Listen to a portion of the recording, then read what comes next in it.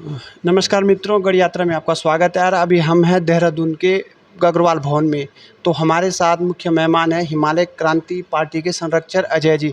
अजय जी, आपका 2 दिवसीय पंचायती राज के बारे में कुछ जानकारियाँ जो आपने दी है और क्या उद्देश्य आपका था कि ये प्रोग्राम जो आपने रखा? एक तो मैं गढ़ यात्रा का बहुत बहुत शुक्रगुजार हूँ कि आपने यहाँ पे समय दिया।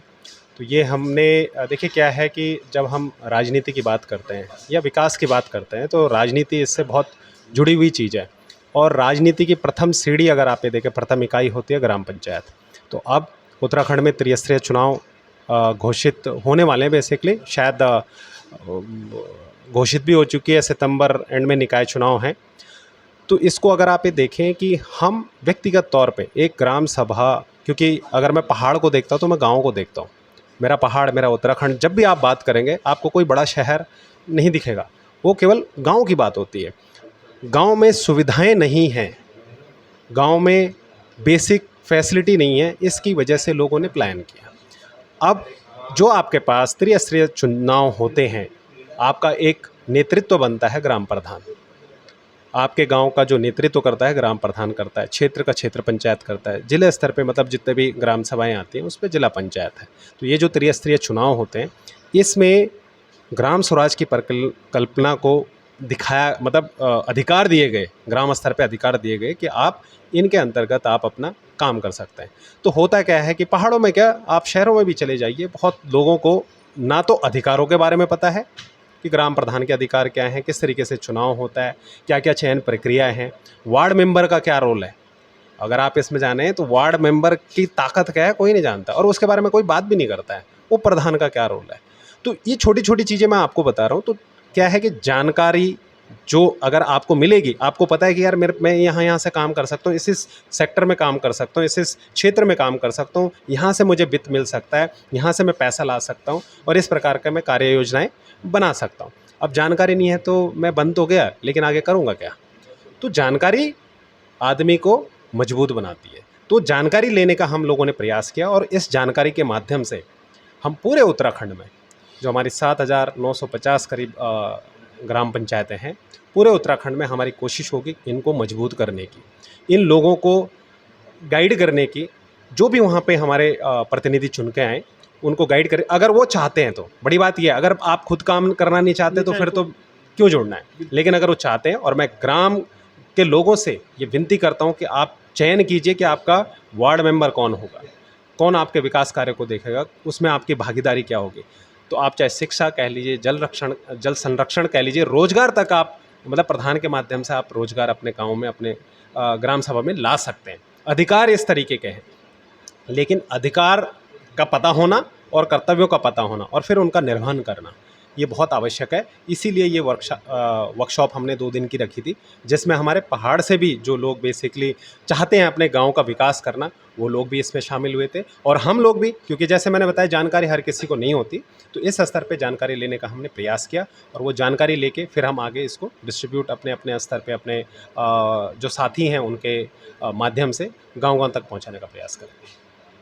जैसे कि आपने बताया कि एक वार्ड मेंबर, प्रधान और एक क्षेत्र पंचायत, ये 3 मुख्य त्रिस्तरीय जो चुनाव होते हैं, तो उसमें जो मुख्य भागीदारी प्रधान की रहती है, तो थोड़ा आप हमारे दर्शकों को बताएँगे कि प्रधान और वार्ड मेंबर जो ग्राम पंचायत को क्रिएट करते हैं, ग्राम पंचायत द्वारा जो कार्य किए जाते हैं, इनके द्वारा जो कार्य किए जाते हैं, वो ग्राम ग्राम पंचायत में आते हैं।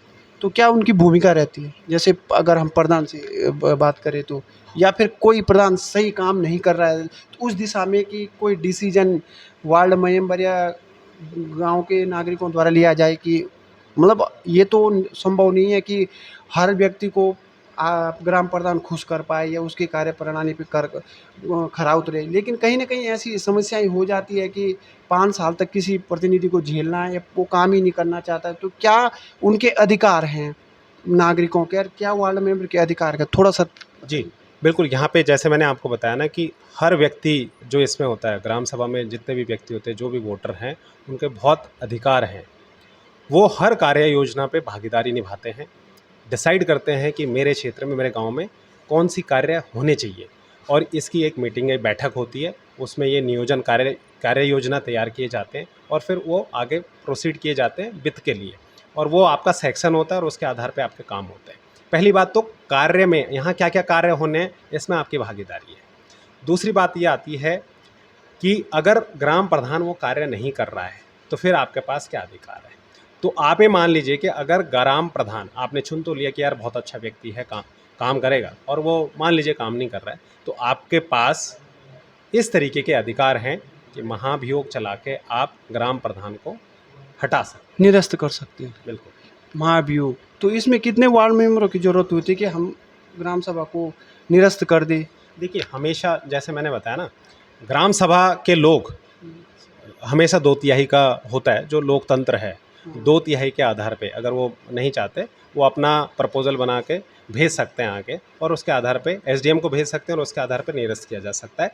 दूसरी बात, जो प्रपोजल है वो वार्ड मेंबरों के द्वारा भी, वार्ड मेंबर हर ग्राम स्तर पे अलग अलग होते हैं, चाहे वो 5 हों, 7 हों, 9 हों, ये डिपेंड करता है कि कितना बड़ा क्षेत्र आता है, उसके आधार पे वार्ड मेंबर डिसाइड होते हैं, और उन वार्ड मेंबर के आधार पे भी वही 2/3 का वो अपना प्रपोजल बना के आगे भेज सकते हैं और उसके आधार पे निरस्त करवा सकते हैं। तो ऐसी स्थिति में फिर कौन उस कार्यभार को संभालता है? जो विकास कार्य है वहाँ पे कौन संभालता है? अगर प्रधान को निरस्त कर दिया गया और फिर ऐसी स्थिति में फिर कौन देखिए, संभालेगा फिर? जैसे जैसे सरकारों का कार्य होता है कि अगर कोई माइनॉरिटी में आ जाती है तो उसके बाद किस प्रकार से ये संचालित होती है, तो एसडीएम का इसमें मुख्य रूप से एक भूमिका भी आती है, लेकिन तब तक जैसे वो प्रधान भी आपको ये कार्यभार आपके कार्यों को कर सकता है ना। प्रधान ही तो आपने हटाया है, लेकिन आपके जो वार्ड मेंबर हैं, जो बाकी सदस्य हैं, वो तो वैसे है। हैं। जी।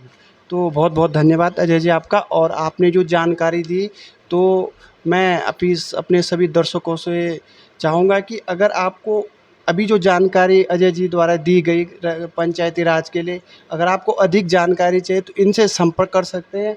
तो आपका संपर्क सूत्र एक बार आप बता दीजिए ताकि आपको हर चीज़ की जानकारी हो। तो अजय जी अपना संपर्क सूत्र बता दीजिए।